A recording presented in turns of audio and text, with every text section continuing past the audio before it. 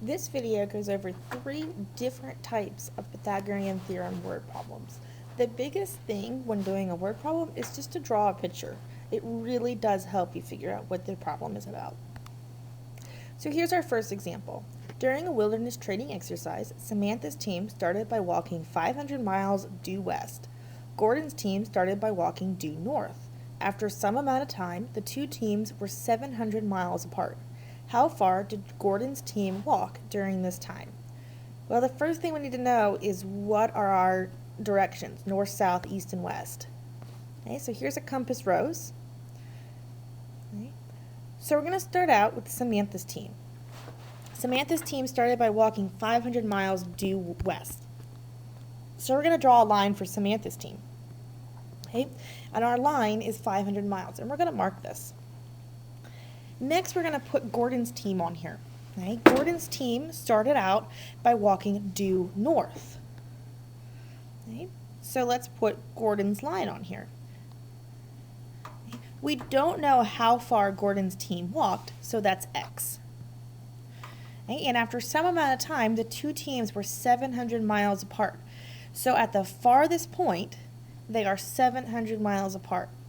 Okay? So let's put this line on our picture, and we mark it as 700 miles. So now we just have a right triangle, and we're going to use our Pythagorean theorem in order to solve this. Okay, remember a squared plus b squared equals c squared. Okay, so we get 500 squared plus x squared is equal to 700 squared. When we do all of the math with that, we end up that x, which is Gordon's team, traveled 489.9 miles.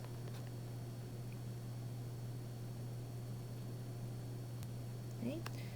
So the next one, we have Mark wants an ivy vine to grow on a section of his front fence. To give the plant extra support, he decides to run a wire diagonally upwards from ground level at one end of the section of fence to the top of the other end of the section. The section of fence has a length of 120 centimeters and a height of 90 centimeters. How long will the wire need to be? Well, let's ignore this blue line for a second. Okay? We do know that we have a fence. Okay? So here's our fence. And we know the lengths of our fence. Our fence is let's go back. We know we need to run a wire diagonally upwards from ground level at one end to the top of the other end. Okay, so we have ground level on the left, top of the other end on the right. So now that's our blue line. Our blue line is our wire. Okay, so our length of our fence is 120 centimeters, and our height is 90 centimeters. And we need to figure out how long the wire will be. Okay, so we have a right triangle here.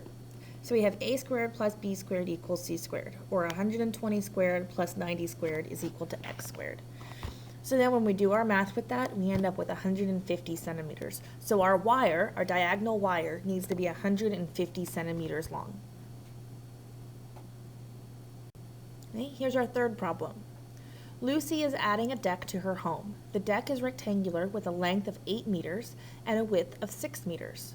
Sarah wants to place diagonal braces under the deck planking from each corner of the deck to its opposite corner. How long should each brace be? Well, the first thing we need is a deck. Okay? And our deck is 8 feet by 6, these should be meters, 8 meters by 6 meters. Okay? And she wants to run a diagonal brace under the deck, so that means it's going from one corner to the opposite corner. Okay, so there's our diagonal brace. And we need to know how long that brace is going to be. Well, we have a right triangle here, so we're going to use our Pythagorean theorem again in order to solve this. A squared plus b squared equals c squared. So we get 6 squared plus 8 squared is equal to x squared. When we do all the math, we get that our diagonal brace is 10 meters. Remember, our problem is meters. I messed up our units. 10 meters long. Okay, so that's just a quick overview of how to do some problems with the Pythagorean theorem. The biggest thing is just to draw your pictures. If you don't draw your pictures, it's really hard to figure out what you're doing and which side is which. Good luck.